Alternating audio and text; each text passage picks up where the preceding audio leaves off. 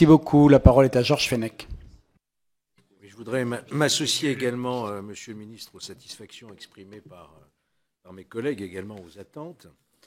Je voudrais aussi avoir une précision. Est-ce que votre ministère s'intéresse, en action sans doute avec le ministère de la Justice, à ce qui peut se passer en milieu pénitentiaire?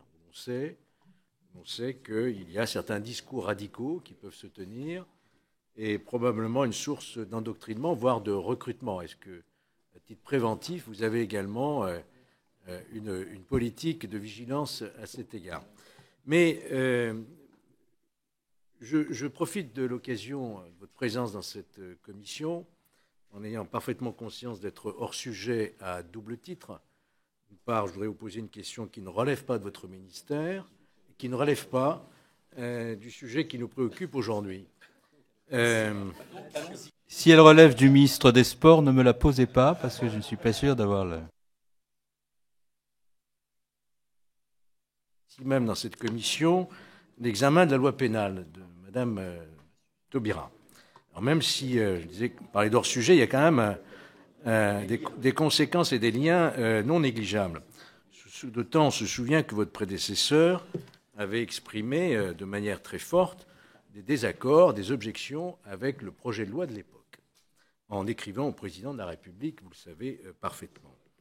Donc j'aimerais avoir, si vous êtes d'accord, votre sentiment. Est-ce que aujourd'hui toutes ces craintes sont balayées?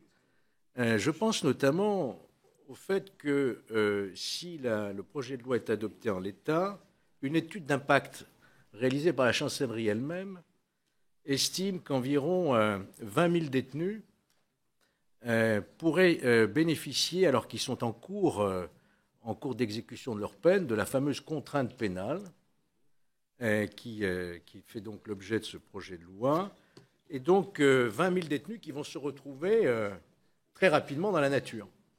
Donc un détenu sur trois, je fais référence à l'étude d'impact de la chancellerie. Projet de loi, conséquence, 20 000 détenus qui pourraient sortir dans l'année qui suit l'adoption de cette loi. Est-ce que vous avez déjà anticipé des moyens de contrôle de toute cette population délinquante qui va se retrouver dans ces quartiers?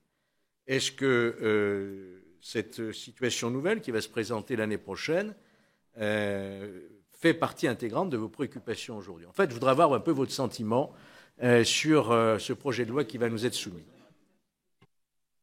Merci Georges Fenech d'être resté dans le périmètre des débats que nous avions fixés à l'origine de la réunion.